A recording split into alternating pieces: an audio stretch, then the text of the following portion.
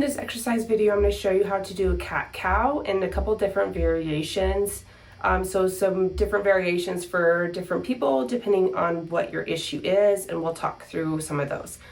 So what you're going to do first is get on hands and knees, and you want to make sure that your hands are directly underneath your shoulders, knees are directly underneath your hips, and both of them should be hip and shoulder width apart.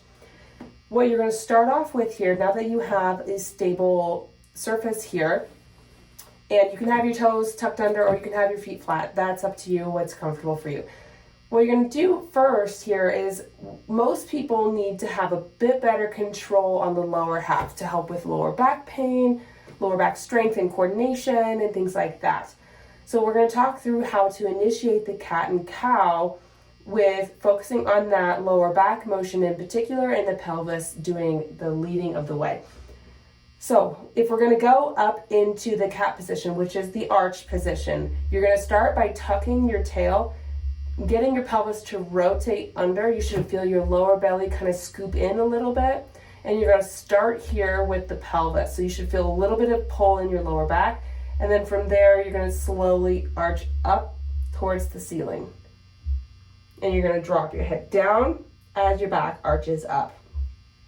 You're going to hold this for the prescribed amount of time, and then we're going to go into the cow position. And I want you to think about unraveling from the pelvis and tailbone first.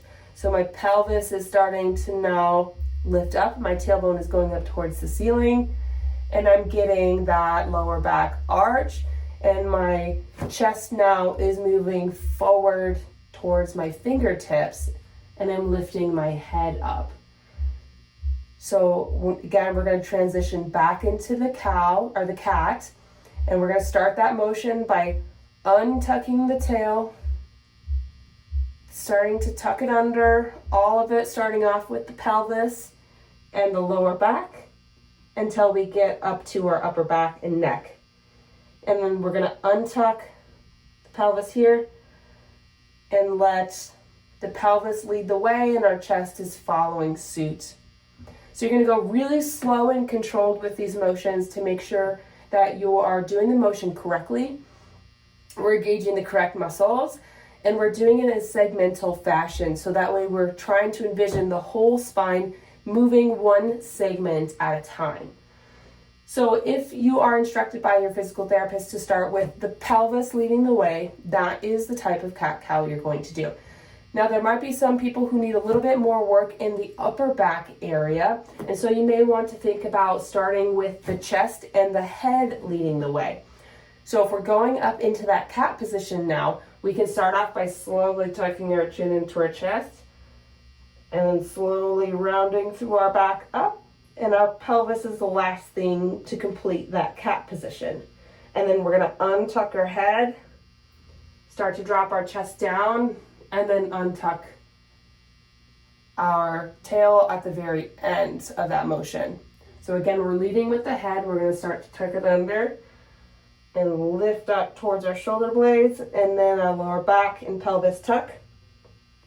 And now we're going to untuck with our head and our chest, and then our pelvis is the last to complete this motion. When you're going into this position, to make sure that we're getting the biggest benefit and we're trying to get this fluid arch all the way through, you want to think about dropping your chest this way, like a string is pulling you this way. Maybe a foot in front of your fingertips, there's a string attached to your chest pulling you that way. So you want to think about really getting this part between your shoulder blades to round that direction. This is where a lot of people get a lot of rounding this direction because of posture and computer work and all that. Tends to get stuck in this position. So this should help try to counterbalance that and direct some of that motion to come from your upper back and between your shoulder blades. When you're doing this motion here, also be careful that you aren't just crunching through your lower back here. You shouldn't be feeling any pinching or anything when you're doing this. So that's where equaling the force out to be all the way from your upper back to your tailbone, all of it doing it together should decrease that pinch. Versus if I just shove my lower back into that position, then it tends to feel more pinchy. So that's where you really want to think about letting the whole spine do the work to avoid that pinching through the lower back.